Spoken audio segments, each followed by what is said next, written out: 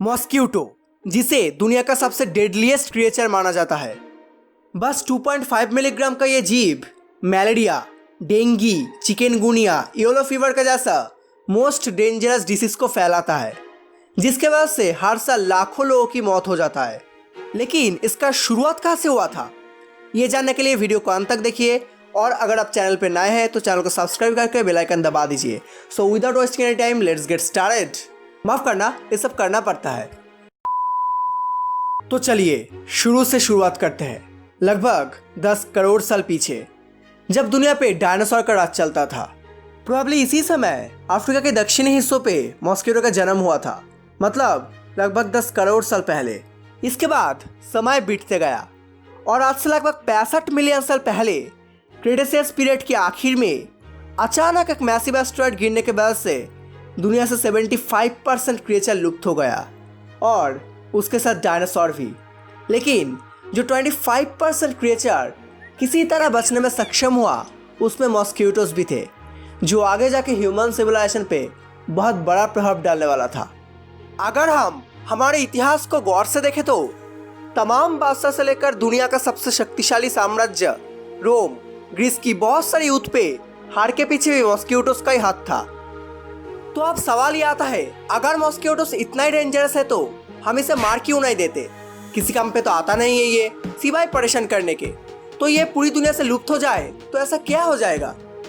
ठीक से देखा जाए तो हम इंसान, जिसकी आबादी मुश्किल से 800 करोड़ होगा, जो मॉस्क्यूटो की आबादी के सामने कुछ भी नहीं है। बस अकेला अलास्का में ही अप्रॉक्स 17 ट्रिलियन मॉस्क्यूटो है।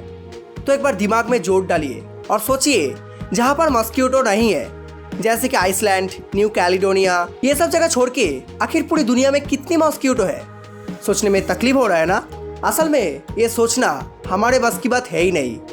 तो यहाँ से हमें पता चल चुका है, इसे अचानक ग्लोबल स्केल में खत्म करना नामुमकिन है।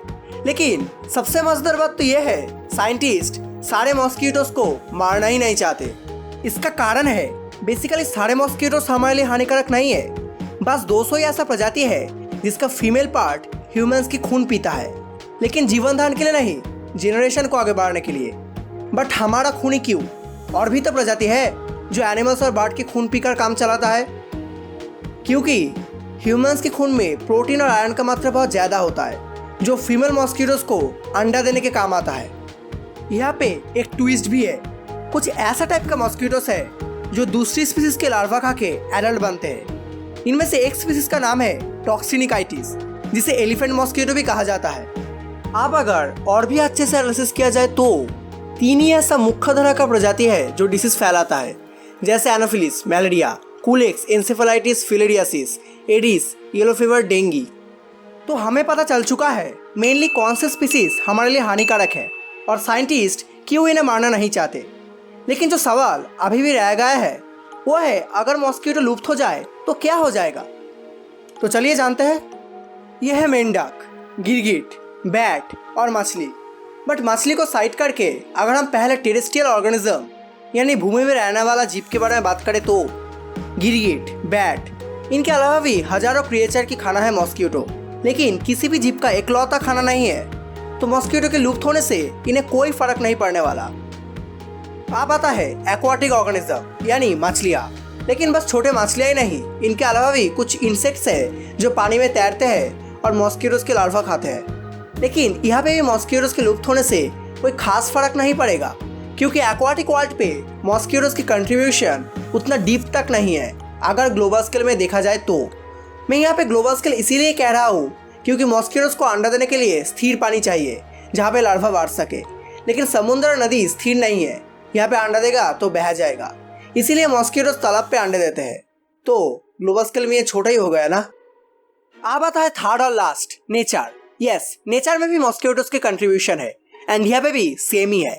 मॉस्क्यूटोस के लुप्त होने से कोई फर्क नहीं पड़ेगा, क्योंकि पराग को स्थानांतरित करने का जो काम मॉस्क्यूटोस करते हैं, उस काम को उससे भी अच्छे से मधुमक्खियाँ करता है और आगे भी करते रहेगा। तो फाइनली हम जान चुके हैं, मॉस्क्यूटोस के एक्सटिंक्ट होने से इकोसिस्टम में कोई खास प्रभाव नहीं पड़ेगा, बल्कि मॉस्क्यूटोस के एक्सटिंक्ट होने से लोग सुख और चैन से जी पाएंगे, किसी भी देश का डेवलपमेंट बहुत अच्छे से हो पाएगा, देश की अर्थव्यवस्था भी मजबूत होगा। तो पूरी एनालिसिस के बाद मुझे लगता है मॉस्किटोज को मार देना चाहिए, लेकिन ध्यान रखना होगा मॉस्किटोज को मारने के लिए जो प्रोसेस यूज किया जा रहा है उससे कोई और क्रिएचर को नुकसान ना पहुंचे, जैसे कि इंसेक्ट्स, क्योंकि इंसेक्ट्स के एक्सटिंक्ट होने से फूड साइकिल में बहुत बड़ा असर पड़ेगा और धीरे धीरे सारे जीव लुप्त हो जाएगा। तो ये था मेरा ओपिनियन, आपका क्या राय है मुझे कमेंट पे बताइए, और वीडियो अच्छा लगा तो वीडियो को लाइक कर देना, और आप चाहे तो हमें इंस्टाग्राम ट्विटर पे भी फॉलो कर सकते हैं, लिंक इन द डिस्क्रिप्शन।